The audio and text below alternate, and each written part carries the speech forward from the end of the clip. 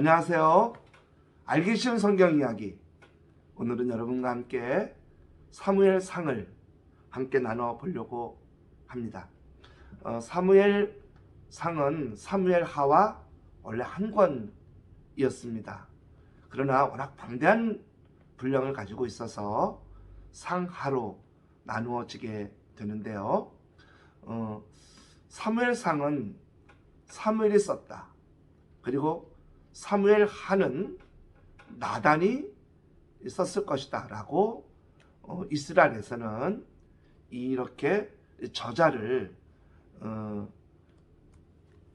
확정해서 얘기하고 있는데 아직 정확히 알 수는 없습니다. 사무엘상에는 사무엘 그리고 사울 왕 그리고 다윗 이렇게 세 명이 주요된 인물로 나오게 되는데요. 사무엘상을 보면 우리는 1장과 2장에 한나에 대한 이야기를 잠시 우리가 만나게 됩니다.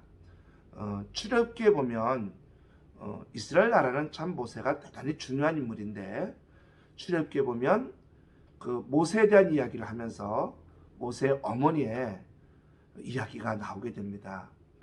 그 사내 아이는 태어나자마자 다 죽음을 당해야 되는 시기에 사내 아이로 태어난 모세를 몰래 숨겨서 이제 기르게 되고 기르다가 도저히 목소리가 커서 그 아이를 방지에 띄우면서 하나님 앞에 이 아이의 운명을 맡기죠. 그 모세는 왕궁의 공주에게 흘러가 왕궁의 왕자로 자라게 되는 특별한 기회를 얻게 됩니다. 그러면서 그 길러지는 과정에 어머니가 유모가 되어 기르는 내용이 또 나오게 되죠. 위대한 인물인 모세의 뒤에는 그의 어머니가 있었습니다. 사무엘 굉장히 중요한 인물입니다. 질풍노도와 같은 사사시대를 끝내며 이제 왕의 시대로 이끄는 굉장히 중요한 인물인데요. 이 사무엘에 대한 이야기를 쓰기 전에 성경은 사무엘의 어머니 한나에 대한 이야기를 씁니다. 제가 이 한나를 보면서 늘 저희 마음에 한나와 같은 기도자가 돼야 되겠다라는 생각을 하게 되는데요. 한나는 자식이 없어 자식을 간절히 구하던 중에 하나님의 마음을 알아. 자기보다 더 하나님에게 사람이 필요함을 알아. 하나님 자식을 낳으면 하나님께 드린다라고 하는 서운을 하는 장본인이죠. 그가 이제 자식을 얻고 기뻐서 사무엘상 2장에 보면 사무엘의 기도 또는 사무엘의 노래라고 하는 이 1절부터 10절까지의 내용이 나와 있는데 이 내용에 들어가 보면 놀랍게도 사무엘서가 담고 있는 그 내용을 그대로 담고 있고 사무엘서를 통해 주시려는 하나님의 메시지가 그대로 그 안에 담겨 있습니다. 그래서 먼저 잠깐 살펴보고 가려고 하는데요. 사무엘상 2장 7절 말씀입니다. 여호와께서는 가난하기도 하시고 부하기도 하시며 낮추기도 하시고 높이시기도 하시는도다. 하나님이 낮은 자를 높이시기도 하고 또 높은 자를 낮추시기도 한다는 내용이죠. 교만한 자는 결국 낮추시고 겸손한 자는 하나님은 높여주신다는 내용이 그 사무엘서 2장에 나오는데 이 내용은 사무엘상 사무엘하에 전반적으로 흐르고 있는 하나님의 일하심으로 나와 있습니다. 그래서 우리에게 주는 메시지가 절대 우리가 높아져도 겸손해야 된다. 그리고 낮아져 있는 사람도 하나님 언젠간 우리를 높여주실 거라는 소망을 품게 되죠. 사무엘서는 엘리 제사장의 가문의 몰락을 담고 있습니다. 그들은 잘못된 믿음을 가지고 있었고 잘못된 신앙관을 가지고 있었어요. 블레셋과의 전쟁에 아무런 믿음의 준비도 없이 그들은 오직 법궤 하나만 있으면 승리할 거라는 오판을 하고 법궤를 가지고 전쟁에 나갔다가 두 아들은 모두 전사하게 되고 그 이스라엘 백성들에게 너무나 중요한 법궤를 빼앗기게 됩니다. 사무엘서는 그 법궤가 블레셋 그 신이 있는 곳에 같이 있다가 모든 신상의 목을 부러뜨리고 넘어뜨리면서 또 그곳에 많은 전염병을 일으키고 많은 문제를 일으켜서 블레셋 사람들이 다시 그 베세메스로 가는 암소, 새끼를 낳은 암소의 매는 술에 태워 이스라엘로 돌려보내면서 그 마음속으로는 우리에게 일어난 이러한 전염병이나 또 신상들이 넘어져 목이 부러지는 일은 우연이었다는 것을 증명해 보고 싶었는데 이 한 번도 멍에 베어보지 못한 이 암소, 새끼난 암소가 그대로 베스메스로 가는 걸 보고 하나님이 하신 거구나를 그들이 알게 되죠. 이스라엘 땅으로 돌아오는 법궤는 이스라엘 백성들에게는 온전히 돌아오진 못합니다.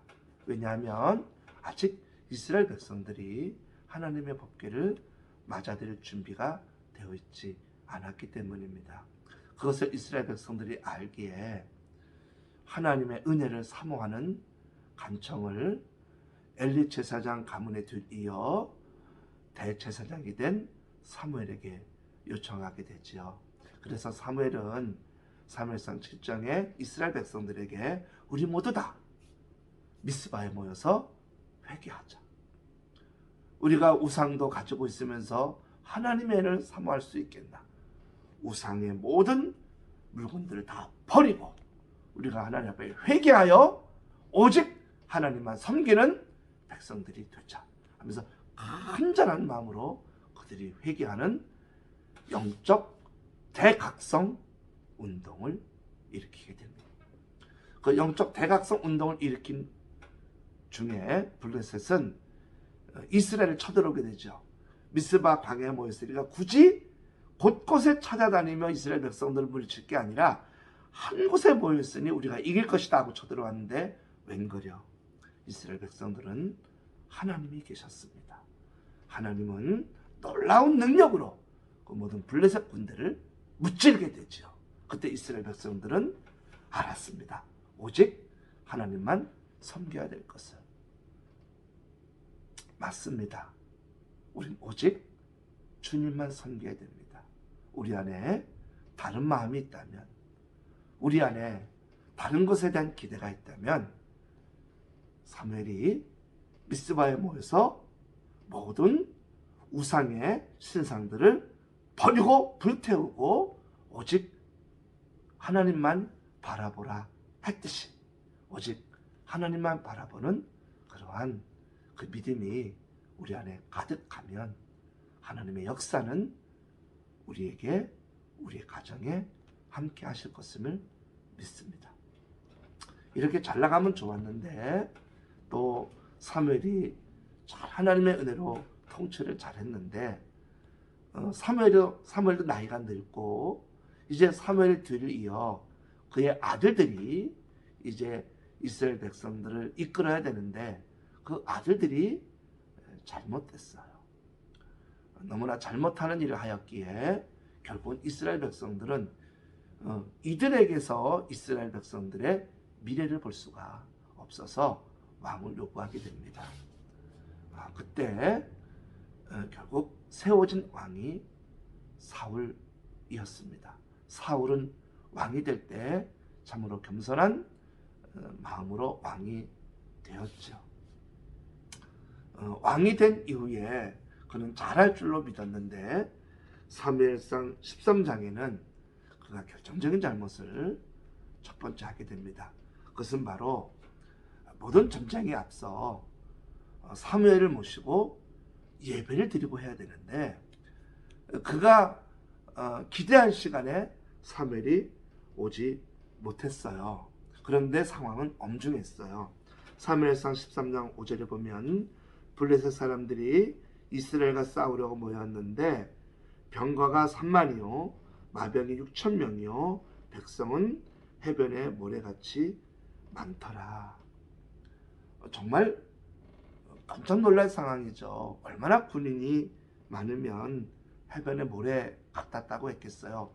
보기만 해도 이건 전쟁에서 이길 수가 없는 정말 엄중한 시기였던 거죠. 빨리 사무엘이 와서 예배를 드려 그 하나님의 은혜로 전쟁에 나가 승리하기를 기대했는데 오지 않으니까 다급한 마음에 사울왕이 자기가 예배를 드리는 이 엄청난 잘못을 저지르게 됩니다. 우리가 늘 예배를 드릴 때도 하나님이 기뻐하는 예배, 하나님이 원하시는 질서 있는 예배를 드려야 될 줄로 믿습니다. 사무엘상 13장 13절 사무엘이 사울에게 말합니다. 왕이 망령되이 행하였도다. 왕이 왕의 하나님 여호와께서 왕에게 내리신 명령을 지키지 아니하였도다. 아주 엄중하게 말하죠. 그리고 말하길 그리하였더라면 여호와께서 이스라엘 위에 왕의 나라를 영원히 세우셨을 것이거늘. 왕의 나라를 영원히 세우셨을 것을. 어떻게? 이러한 정말 타협할 수 없는 절대 범하지 말아야 할 이 가장 중요한 예배, 그 법을 어긴 거였어요.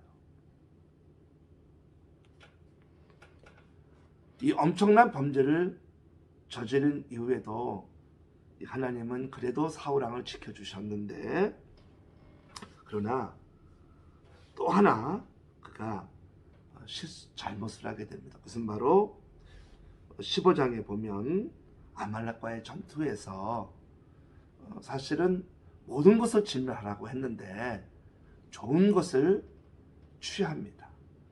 좋은 것이 아까운 거죠. 나중에 그것이 발각되어 왜 좋은 것을 취했냐고 했더니 사울왕은 변명하기를 예배를 드리려고. 자기가 예배에 대한 문제가 있었잖아요. 자기가 예배를 드림으로 잘못한 전과가 있으니까 예배 잘 드리고 싶어서 자기가 이렇게 했다라고 변명을 합니다. 근데 그 마음과 중심을 하나님은 사무엘을 통해 알게 하시죠.